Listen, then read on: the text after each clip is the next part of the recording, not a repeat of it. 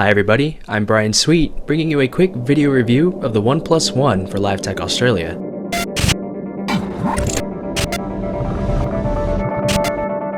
You can pick this up for $299 for the 16GB model from OnePlus.net, assuming you have an invite, at least at the time of doing this video. Or you could get the 64GB model for just $50 more for a total of $349. OnePlus calls this the 2014 flagship killer in the sense that it has amazing hardware specs at a much lower price than the flagship phones from the likes of Samsung, HTC, and LG. You'll find all of the specs down below in the description, but you can certainly expect the OnePlus One to compete with those more expensive smartphones.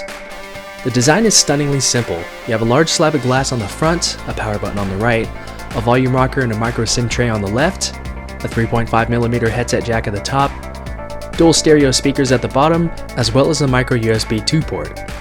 On the back is the 13-megapixel rear-facing camera, its LED flash, some OnePlus branding, as well as some CyanogenMod branding.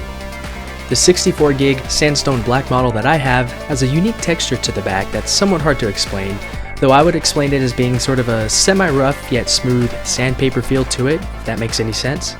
The display itself is 5.5 inches, automatically meaning that this is quite a large phone.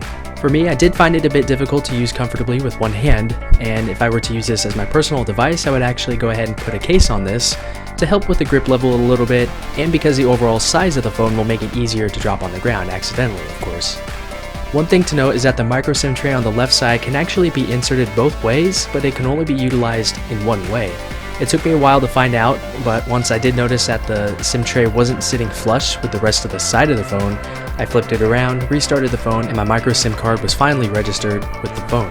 Speaker quality is actually not that good, though the speakers themselves can get very loud.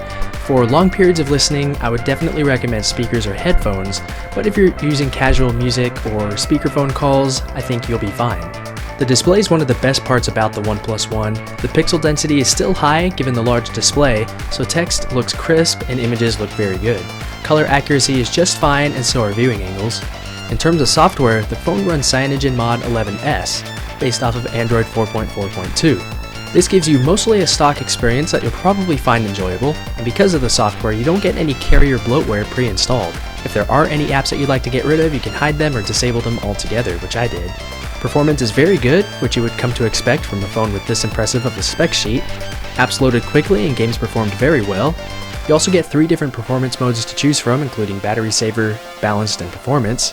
For general use, I would recommend battery saver, but for 3D games, I would recommend performance. Battery life is pretty respectable. The majority of my use was on the balanced mode, and you should be able to get at least 24 hours of general usage with the OnePlus One. When you're playing games with performance mode, you should be able to expect your battery to drain itself, so that's one thing to note. Cellular and Wi-Fi performance was just fine, though if you do have a carrier with HD voice calls, that's currently not enabled on the OnePlus One.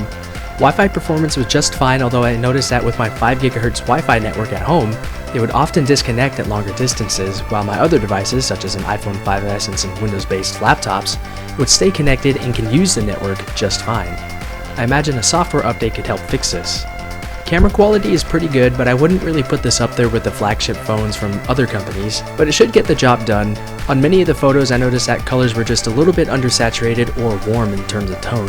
Video and audio quality were both quite good, and while the phone does support 60 FPS and 120 FPS video recording for slow-mo videos, videos are actually saved at 30 frames per second, and when using the high-speed video feature, audio is not recorded.